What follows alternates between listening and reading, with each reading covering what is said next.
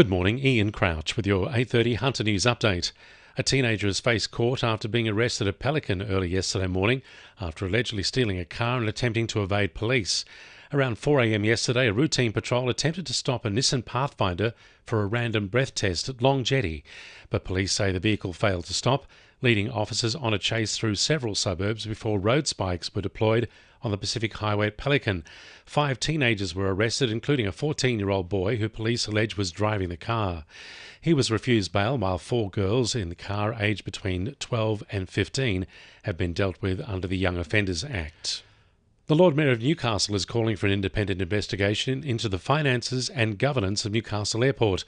Media reports at the weekend allege the airport, which is jointly owned by Newcastle and Port Stephens councils, is considering taking on more loans on top of other reported debts. Lord Mayor Ross Kerridge has written to the Office of Local Government asking it to conduct an investigation to clarify the financial status of the business. Wallsend MP Sonia Hornery is supporting the call and says ratepayers deserve transparency. At the end of the day, it's ratepayers' money, and we want to make sure that those ratepayers' money is being spent appropriately. Police are investigating how a man believed to be in his 20s drowned in a waterhole near Dungog. Just before 4 p.m. yesterday, police were called to a swimming hole at Ladies' Well at Upper Allen, following reports of a concern for welfare of a swimmer. Police divers were called in and retrieved a man's body. He's yet to be formally identified. A crime scene has been established and inquiries into the circumstances surrounding the man's death are underway. Muswellbrook Mayor Jeff Drayton says he needs state and federal help to secure the future of the LGA, with 12,000 jobs set to go following upcoming mine closures in coming years. 3,000 jobs could be lost from the Mount Arthur coal mine by 2030. He says the talk must stop and it needs to be replaced with boots on the ground, moving new industries into the area. Politicians have been over the issues and understand the issues for years and years now, and we still haven't seen any action. So, it's all right to be over the issues, and certainly no one's over the issues better than our council are. But we need some action. We need some binding commitment now. Premier Chris Minns has promoted 2 Hunter politicians following a reshuffle of state cabinet announced this morning. Maitland MP Jenny Aitchison has been promoted to Minister for Roads and Regional Transport, merging the 2 portfolios following the appointment of John Graham as Minister for Transport.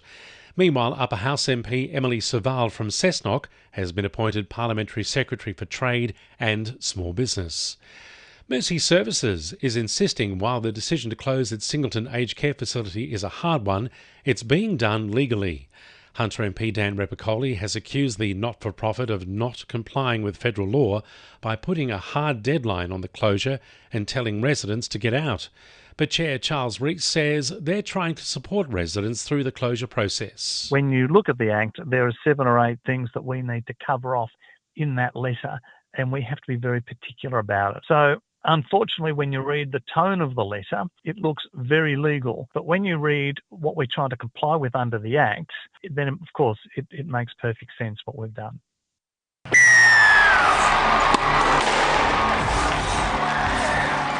2NURFM Sport. The Jets have had their 7-match A-League men's unbeaten streak snapped, going down 6-2 to Western United in the heat at McDonald Jones Stadium. Newcastle couldn't catch a break in the first half, going into the interval down 4-0 after being completely outclassed on the pitch. Coach Rob Stanton says he and his players may have lost focus after a short turnaround from their last game. That's on me, because I'm the coach, so I have to wear that, and I'm responsible for that. Can you do something different? Yeah, maybe, but everyone's a wizard after the fact. Meanwhile, the Jets stay alive in the A-League Women's, with a stoppage-time winner from Lauren Allen securing a 3-2 win over the Brisbane Roar.